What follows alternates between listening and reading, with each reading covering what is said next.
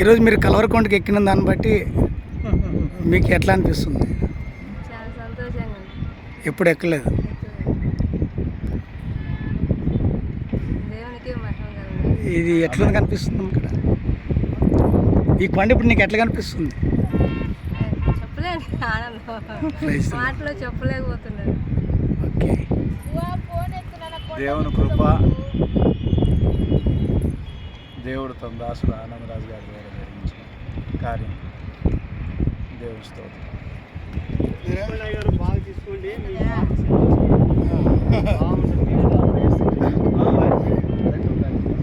Live మాట్లాడమంటావా? Anandarao గారు చేస్తున్న సేవ పరిచర్యలు కలవరిగిరికొండనా? కల్వరికొండ.